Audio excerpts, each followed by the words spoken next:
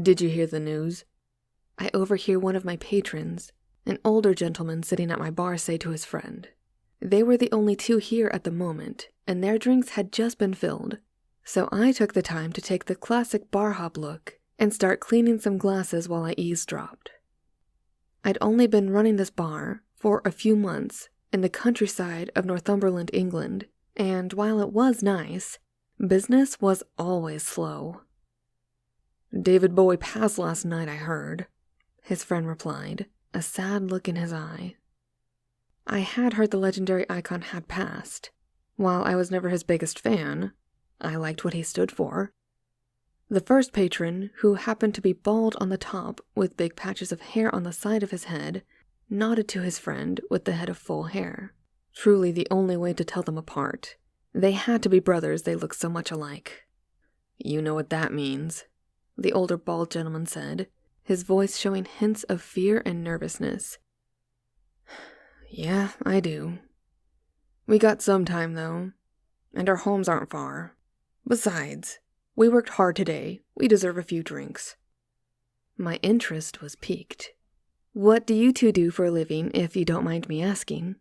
I ask as I set a glass down and pick up another to clean. Full Hair looked up and shrugged. "We work in timber. Mostly office work now, but we're a little short-handed in the field right now, so we volunteered to show some of the rookies a thing or two." "So, tell me then, what do you mean when you were talking about Bowie kicking the bucket? Should we be worried or something?" Baldhead's eyes widened a moment and he nodded. "You been living here long?" "Yes, sir. Been living here since '95. They both nod. "You don't look that old to me. Did you come here as a kid?" I shake my head. "Nah. Moved here to work for some big company when I turned 20. They went under pretty fast. Some kind of fraud thing. Been doing odd jobs for a while here and there. Saved up and bought this place last year." I shrug at my vague story and drive home my interest. "So, what should I be worried about?" "You know about the black dogs here in England?" asked the bald man. My eyes open a little more wide. "Oh yes, I've encountered one," I say with a grin. The two furrow their big fuzzy caterpillar eyebrows at me in a look of disbelief. Bald man laughs and shakes his head. "You must be thinking of a newfie or something. I mean, like, a ghost dog, huge with glowing eyes." "Yeah, I know. I ran into one after that company fell through, and I didn't know what to do with myself. I was bumming around for a few years, sleeping in ditches and what have you. Princess Diana passed, and that night, after it was announced, all the dogs in the area I was sleeping in all howled at the same time.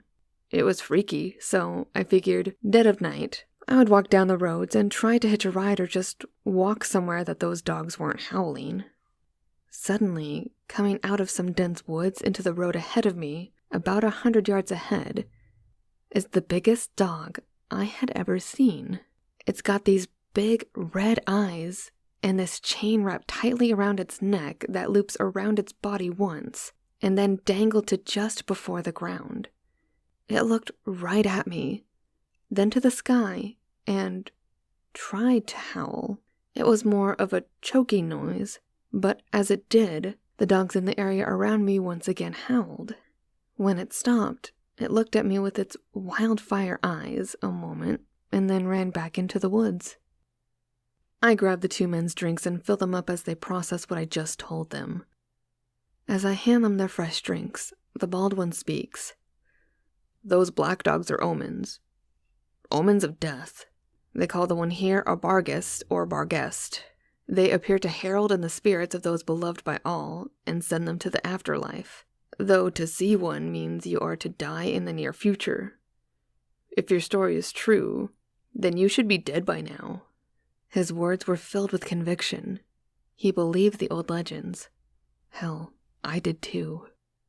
"I did die," I explain, pulling down my shirt to show a scar over my heart. "Not even a week later, I collapsed in the street and someone nearby was nice enough to call me an ambulance. Turns out I have coronary heart disease.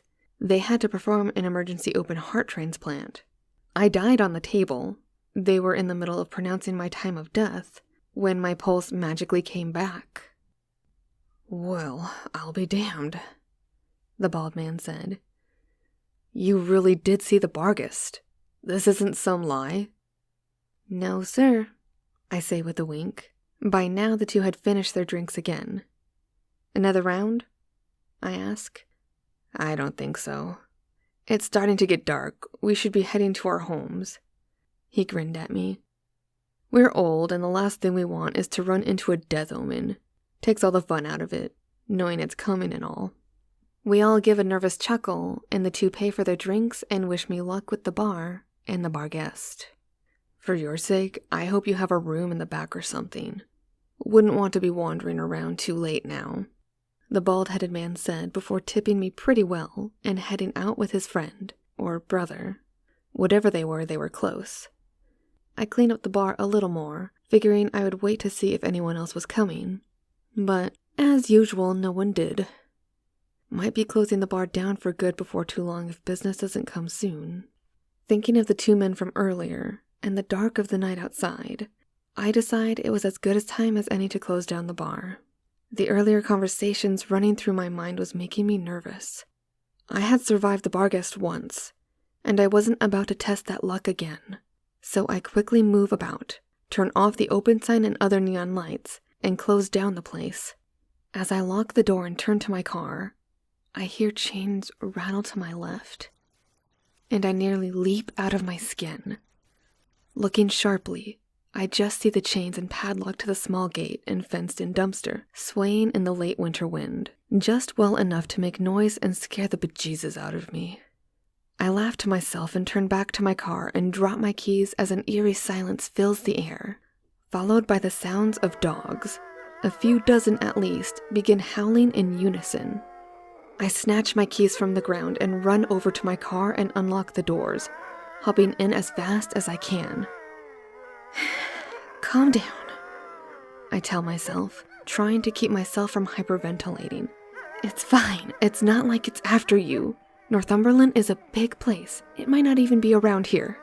Though this train of thought did not comfort me, I managed to drive without speeding and make my way towards home. I just had to stay calm and I'd be home any minute, and then I could just put on some television and go about my business. It was then that I heard two new things over the howling of the dogs.